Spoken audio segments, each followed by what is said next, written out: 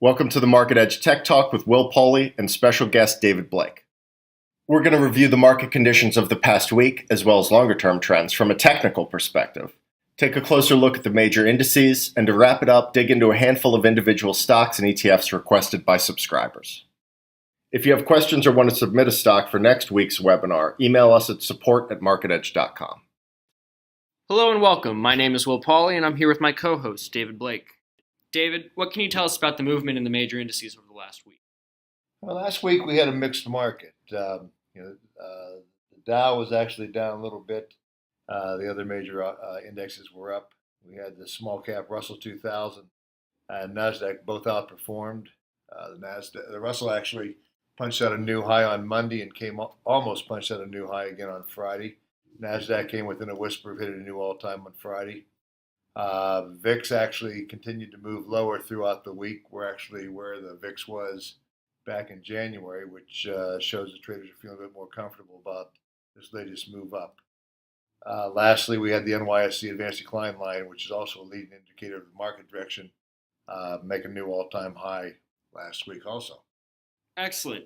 Can you give us a bit of a deeper dive into these indices? Yeah, let's take a look here first at some of the major averages. Start out with the Dow. Have a few things going on in this chart that are kind of important. Okay.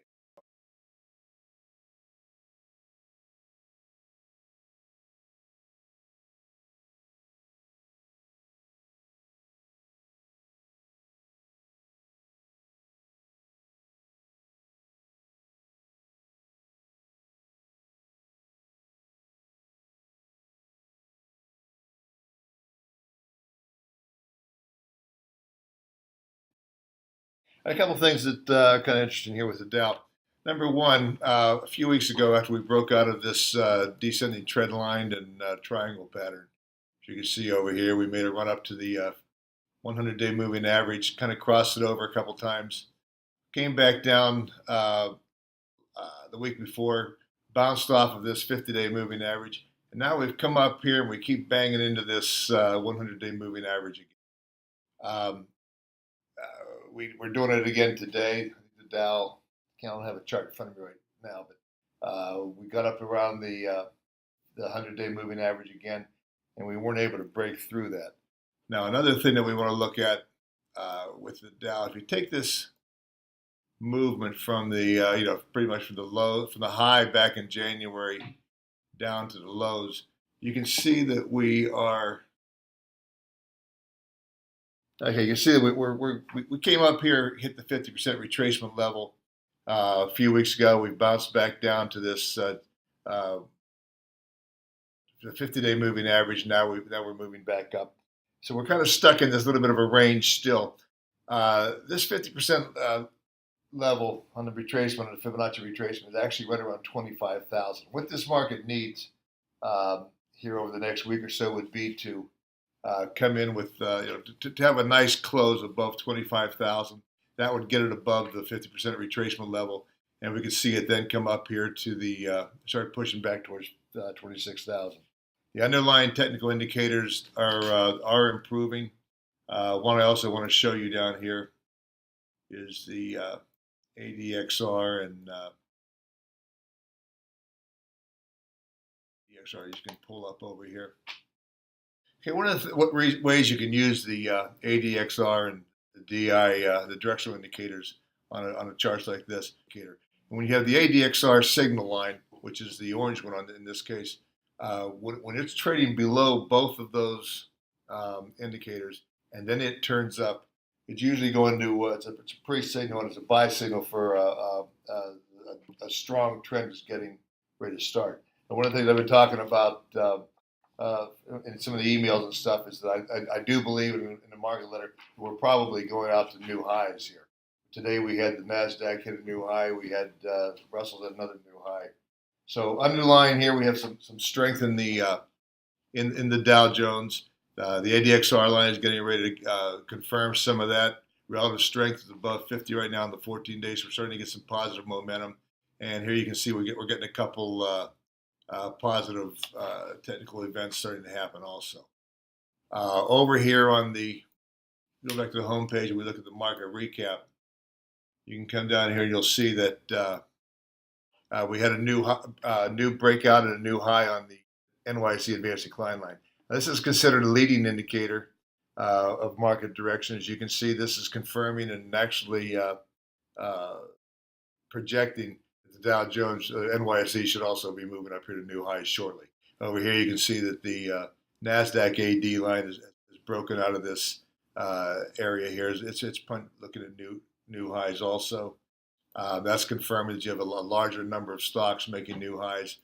And like we talked a lot about expansion in the new 52-week highs, we're starting to get that again. The number of lows are starting to edge down, and the new highs are starting to branch up, especially with the NASDAQ. We had almost 250 new highs yesterday. We actually did hit 250. We have a nice movement on that today. So you're getting good participation in a broad-based group of stocks. You don't necessarily want to see these markets breaking out here on new lows or not being confirmed by the highs. Now, if you look over at the S&P 500,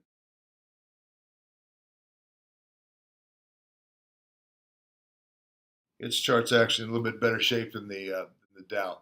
You've gotten a little bit more momentum behind this.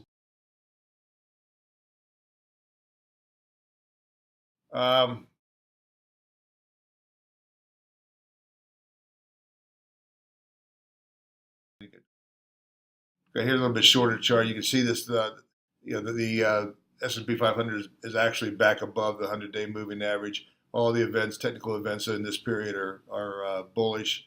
You can see yesterday we had a price gap up, followed by the 50-day moving average turned up. And going back about a week or so, you had the up-down slope, meaning we're good accumulation on that also. Again, here we have the on the ADXR line. You can see that the ADX is below the positive and the negative DI, and when that starts to turn up, it's kicking off. It's kicking off a good trend that needs to be followed. Another one we'll look at real briefly is the NASDAQ.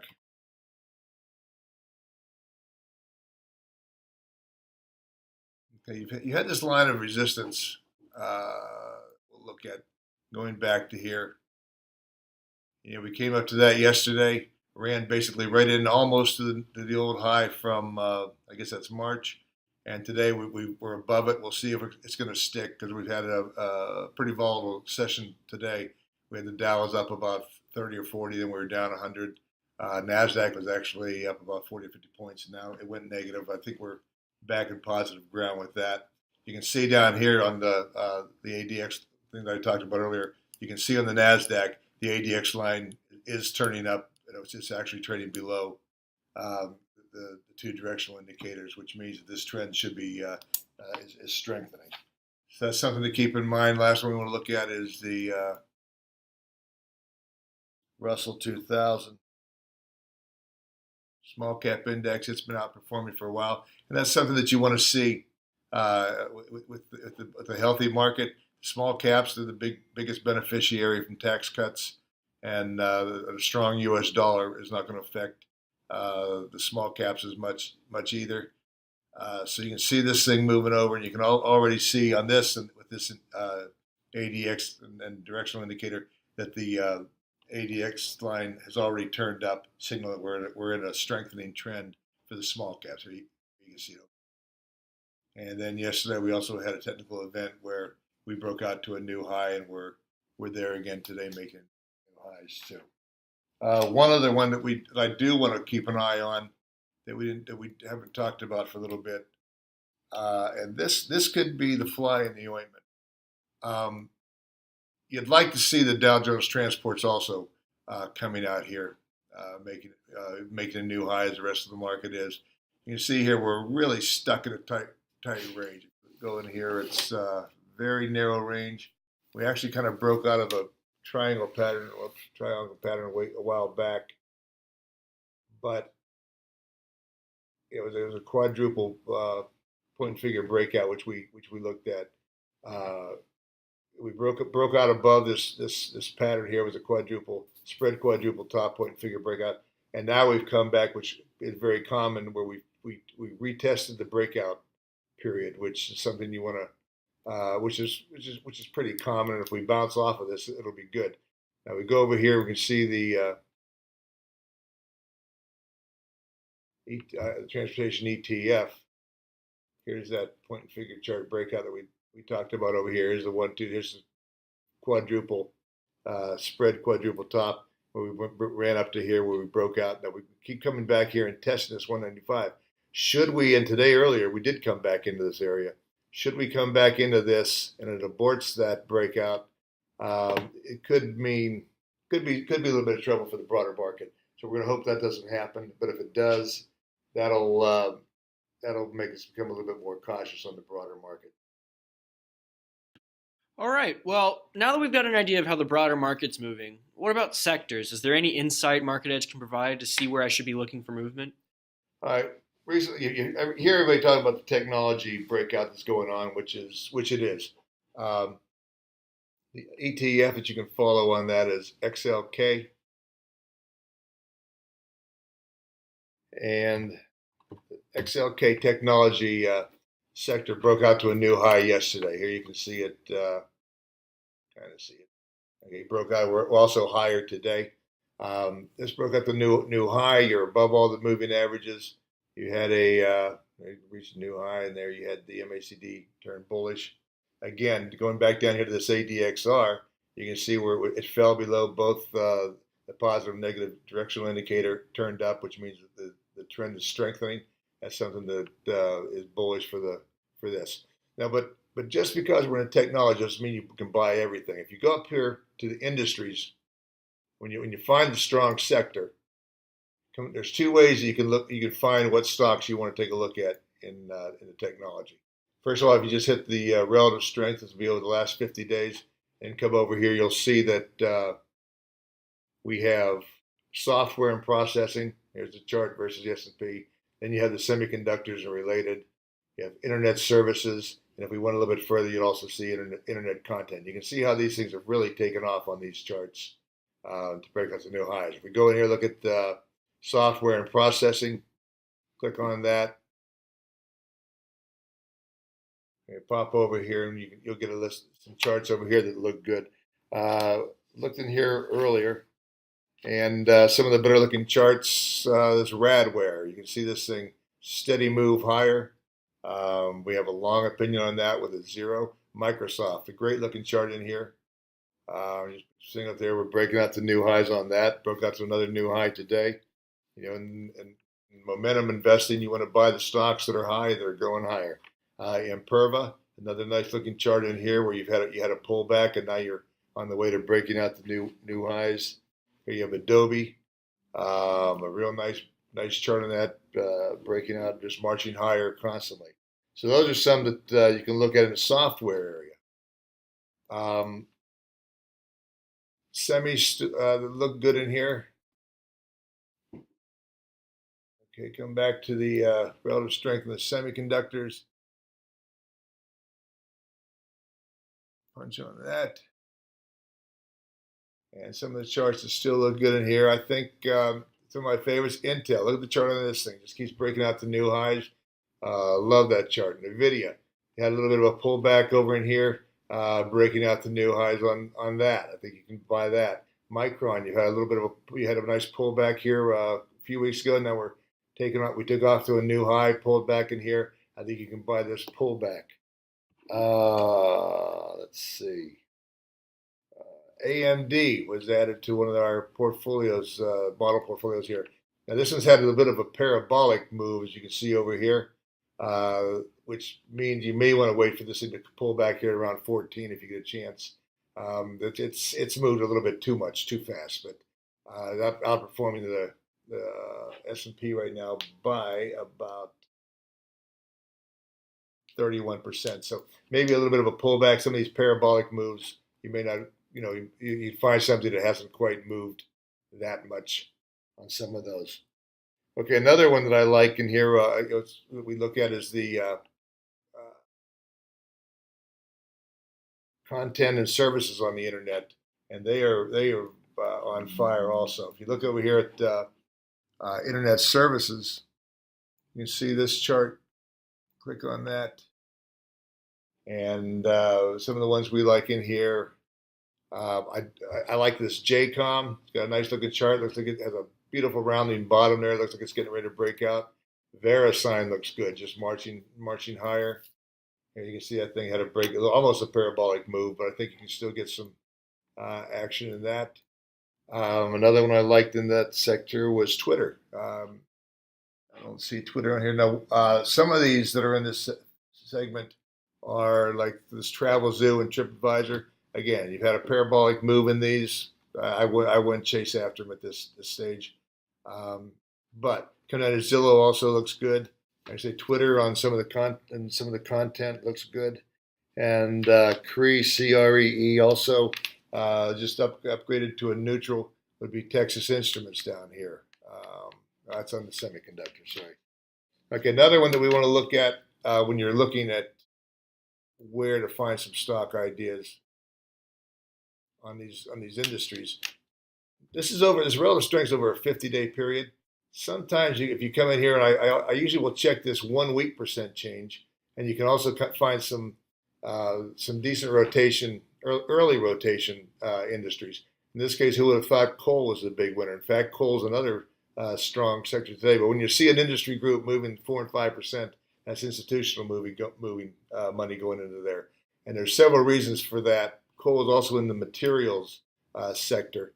And if you come down here, you'll see the aluminum and steel were two of the industry groups that were very strong. And diversified mining. Easy to understand why.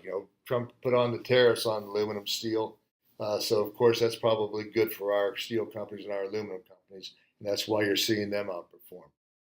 Okay, but over here you still see there's that internet content we spoke about just a minute ago with the Twitters and all that. You had almost a 6% move in that. That's not mom and pop buying those stocks. That's institutional money rotating into that.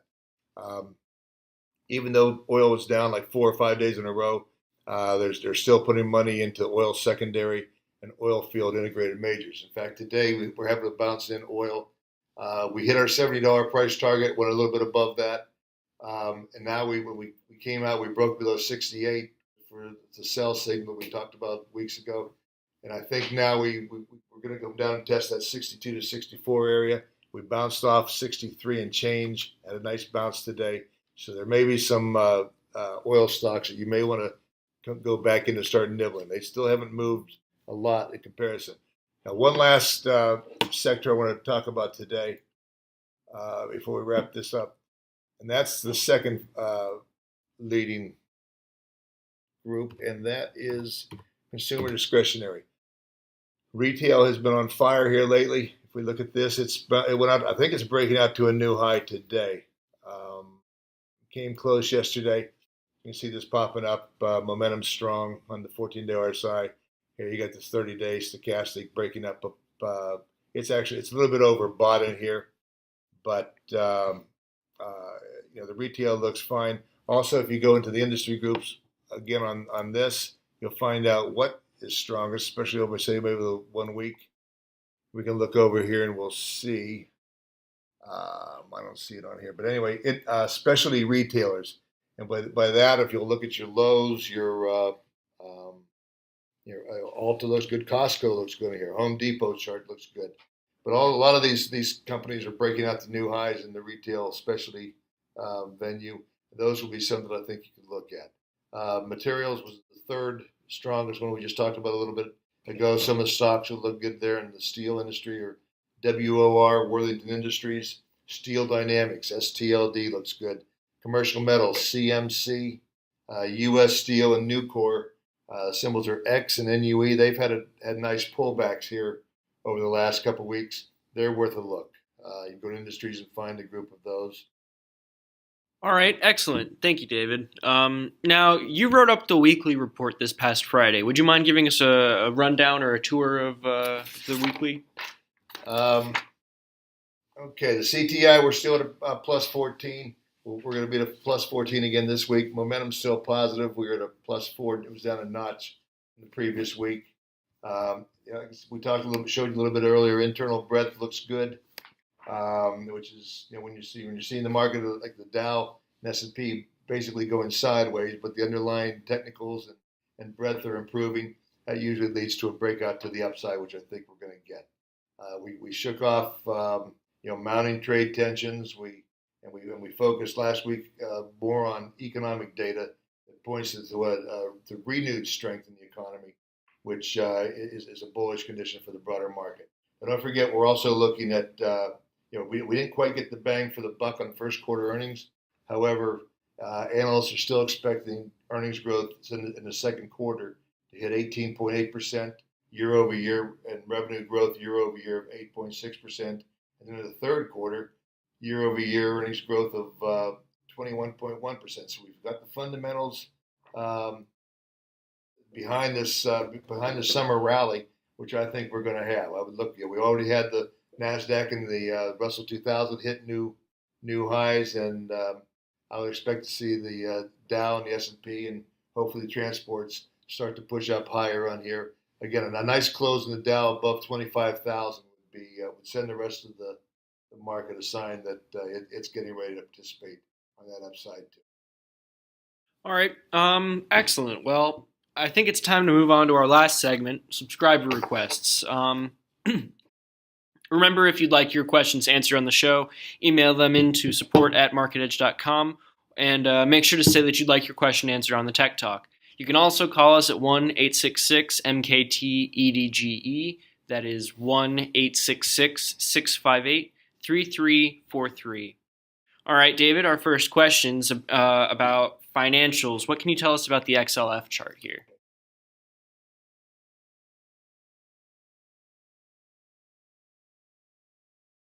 Okay, here you can see that chart we're talking about where the XL of the financials have come back down to the 200-day moving average. Briefly broke it one day last week.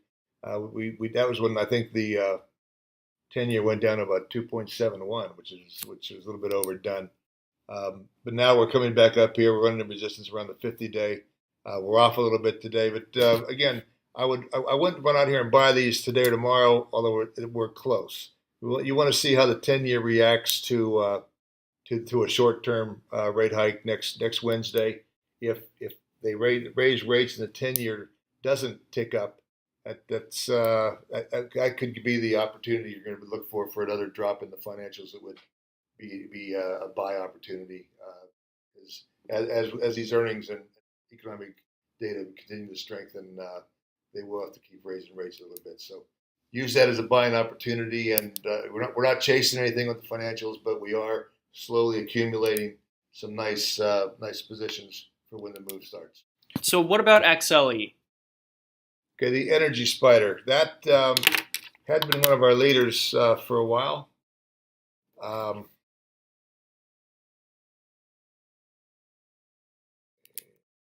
Get it to it.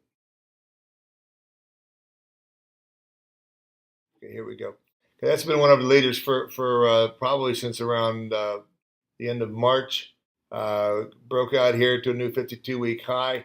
And then we had this little bit of a pullback as oil. Over here, oil was hitting around 70, 71. And then we started to move backwards. We came down here, didn't quite get to the 50-day moving average, but oil did. And in fact, oil broke its 50-day moving average the other day. We don't have an oil chart that I can show you here, but like I said, our support level on oil was 62 to 64. Today or yesterday we hit 63 and change. And we've gotten a nice bounce off of that today. I would look to see oil start to move higher. You can look at some of these oil services and secondary oil stocks. If you came out of them, I think you could probably buy some of that. As oil goes, that's how your XLE is going to move. If prices start to head up a little higher, XLE will turn into one of the leading groups. All right. What can you tell me about this next one is WPZ?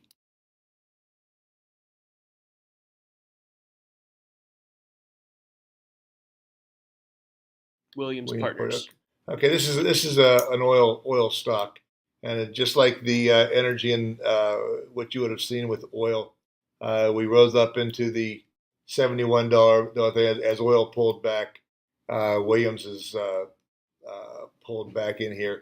Hasn't quite made it back to the 50-day moving average or even the 200-day moving average. But you're seeing a basing pattern along here. Here you can see where the stock broke out. You draw this thing in here. So far it looks like it's holding the gap up. That's a good sign. A lot of times when you get a gap up, it comes down. If it'll either fill the gap or it'll bounce back up. I think WPZ could probably work its way a little bit higher, although momentum is slowed, but that's to be expected when the stock market's pulling back. But again, I think maybe keep your eye on oil. If it breaks 62, you want to go ahead and get back out of it for a little bit. But as long as we hold above that 63 area, 62, 63, I think you can start to nibble away, and oil stocks should work a little bit higher. All right. And our last one here is KR.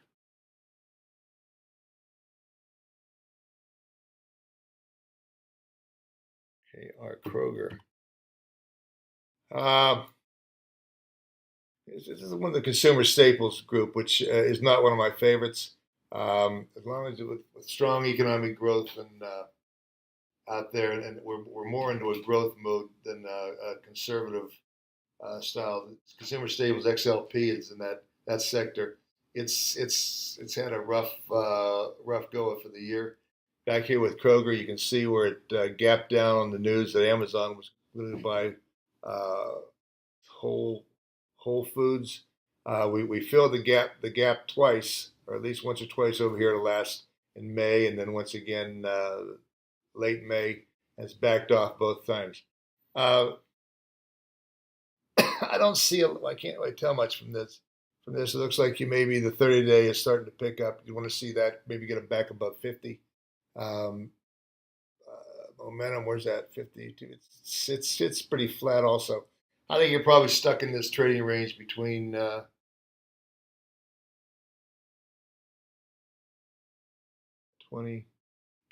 between 22, 24, maybe 25. I don't think you're going to see big breakouts in this one anyway at this point.